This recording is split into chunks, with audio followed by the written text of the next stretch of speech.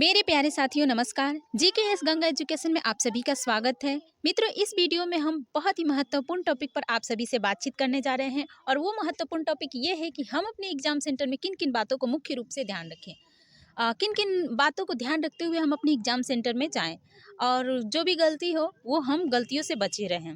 इस बात को विशेष रूप से ध्यान रखिएगा मेरे भाइयों एवं बहनों कि आपको एग्जाम सेंटर में समय से पहले पहुंच जाना है। ठीक है, आपको समय से पहले वहां पहुंच करके रुके रहना है। भले ही 10 मिनट 5 मिनट पहले आप एग्जाम सेंटर के गेट पर खड़े रहें। इस प्रकार से आपको ध्यान रखना है। घर से लेकर के अभी तक माइंड में अपने सेट कर लीजिए कि आपको एग्जाम सेंटर में पहले पहुंचना है, देर से नहीं पहुंचनी है, नहीं तो आपका एग्जाम छूट भी सकता है। ठीक है फ्रेंड्स, तो समय से पहले पहुंचने का विशेष रूप से ध्यान रखिएगा। दूसरी बात कि आपको सभी डॉक्यूमेंट्स को लेकर दूसरी बात यह है कि आपको सभी डॉक्यूमेंट्स को लेकर के अपने एग्जाम सेंटर में जाना है, क्योंकि कई बार होता है कि हम तो एग्जाम सेंटर में पहुंच जाते हैं लेकिन जो भी हमारे दस्तावेज, आधार कार्ड, एडमिट कार्ड यहीं घर पे भूल जाते हैं। तो इस गलती से बचना है हमको और आप सभी को इस गलती से आप सभी को बचना है और अपने आधार कार्ड, एडमिट कार्ड, जितने भी ज़रूरी दस्तावेज हैं वो आपको साथ लेकर के जाना है। ठीक है फ्रेंड्स। तीसरी बात ये है कि आपको एक अच्छे पेन का चयन करना है। आपको एक अच्छे पेन का चयन करना है मेरे साथी। बहुत सारे बच्चों को ये होता है कि किसी को 3 रुपये वाले पेन अच्छे लगते हैं, तो किसी को 5 रुपये वाले पेन अच्छे लगते हैं, किसी को 10 रुपये वाले पेन अच्छे लगते हैं। तो आपको अभी से ही एक अच्छे पेन का चयन कर लेना है और वो पेन आपको लगभग 2 रंग का पेन लेकर के जाना है, एक ब्लैक एंड एक ब्लू। और जितने भी आप एग्जाम सेंटर में क्वेश्चन लिखें उसमें आपको लगता है कि हाँ ये मुख्य पॉइंट है, तो उसको आप अंडरलाइन कर दें। तो ब्लैक से अंडरलाइन कीजिएगा, ये बेहतर रहता है आपके लिए। तो एक अच्छे पेन का चयन करना आपकी जिम्मेदारी है। वो हम नहीं बता सकते कि आपको कौन सा पेन ठीक लगता है, इसलिए आप अपने अनुसार एक अच्छे पेन का चयन कर ले मेरे साथी। ठीक है। चौथी बात आपको क्या ध्यान रखना है, इस पर बात कर लेते हैं। कोई भी चीज़ चौथी बात का आपको ध्यान रखना है कि कोई भी छना हुआ, कोई भी तला हुआ चीज़ खा करके एग्जाम सेंटर में नहीं जाना है। हाँ मेरे साथी, क्योंकि बहुत सारे बच्चे क्या करते हैं कि एग्जाम सेंटर में जाने से पहले पराठा खा लेते हैं, पूड़ी खा लेते हैं। इस तरह की चीज़ आपको नहीं खा करके जानी है, इससे आपके माइंड पर असर पड़ता है। इसलिए आपको जितना हो सके आप फल खाइए, सादा खाना खा कर के जाइए और जितना हो सके सेब, अंगूर, ये सब फल वगैरह आप खा सकते हैं। ये आपके एग्ज़ाम के लिए बेहतर रहेगा और आपके मन को भी हल्का रखेगा। बस मतलब दही खा कर के आप जा सकते हैं एग्ज़ाम देने के लिए। दही वैसे भी शुभ होता है एग्ज़ाम, और आपके एग्ज़ाम में मन भी आपका हल्का रहेगा, तो इसलिए आप दही खा कर के जा सकते हैं एग्ज़ाम देने के लिए। ठीक है।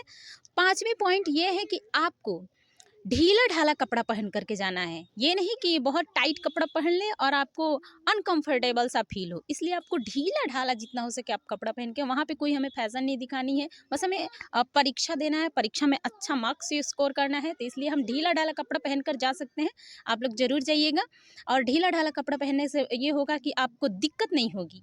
नहीं तो एग्जाम सेंटर में बैठने के बाद क्वेश्चन लिखने पर मन नहीं लगता है, कपड़ा इधर उधर मतलब होते रहता है। तो इसलिए टाइट कपड़ा आपको पहन कर नहीं जाना है, जिससे कि आपको ऐसा कपड़ा पहन करके जाना है जो आपके लिए आरामदायक हो, जिसे आप आरामदायक सा महसूस करें, आपको कंफर्टेबल सा फील हो। इस प्रकार से आपको कपड़े पहन करके जाना है। ठीक है फ्रेंड्स, इस बात को विशेष रूप से ध्यान रखिएगा, क्योंकि बहुत सारे लड़कियाँ होती हैं जो कि जीन्स वगैरह ये सब पहन लेती हैं। उनको एग्ज़ाम में जाने पर क्वेश्चन तो याद रहता है, लेकिन वो लोग एग्ज़ाम सेंटर में जाती तो है लेकिन एग्ज़ाम अच्छे से नहीं दे पाती है अपने कपड़ों की वजह से। इसलिए आपको ढीला ढाला कपड़ा पहनना है, वहाँ पे कोई फैशन नहीं दिखानी है, आपको सादा सिंपल सा जाना है। ठीक है फ्रेंड्स, इस बात को ध्यान रखिएगा। बात कर लेते हैं कि एग्ज़ाम सेंटर में अंदर जाने के बाद, बैठ जाने के बाद क्वेश्चन पे कि हमें लिखना कैसे है।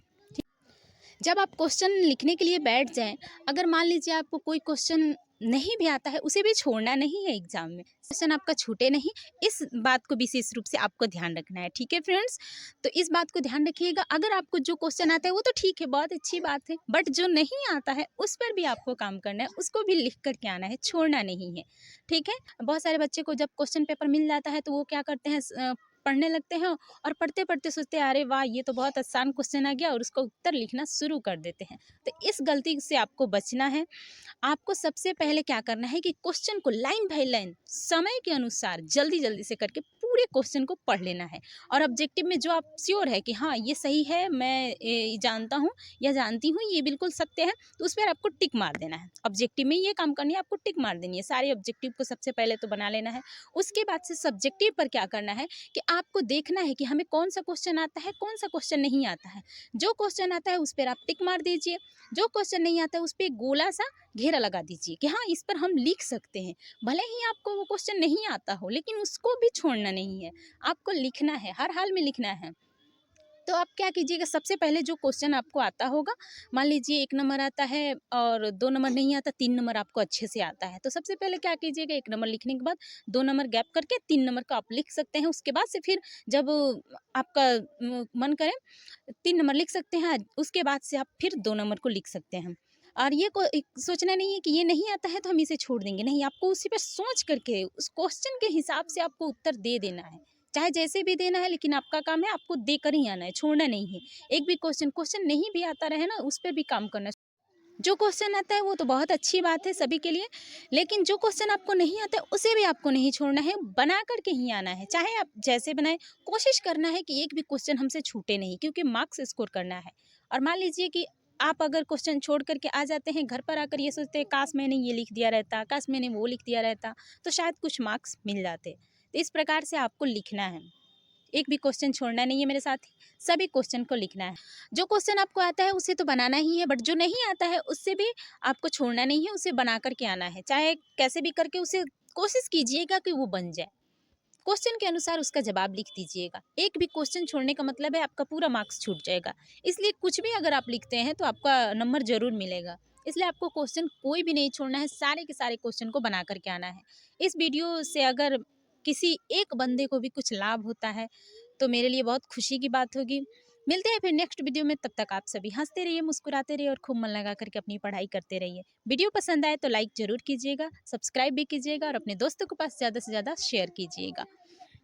आप सभी के लिए एक शायरी बोलना चाहूँगी कि लग गई आग मेरे घर में बचा ही क्या है, लग गई आग मेरे घर में बचा ही क्या है, और बच गया मैं तो समझ लो जला ही क्या है।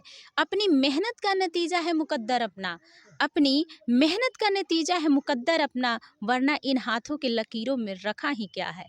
इस बात पर ध्यान रखिएगा मेरे साथी, और खूब मन लगा कर पढ़ाई कीजिएगा। और एग्ज़ाम बहुत जल्द आने वाला है, इसलिए आप सभी इन बातों को ध्यान रखते हुए अपने एग्ज़ाम दीजिए और मस्त से एग्ज़ाम दीजिएगा और अपने माँ बाप का नाम रोशन कीजिएगा। धन्यवाद।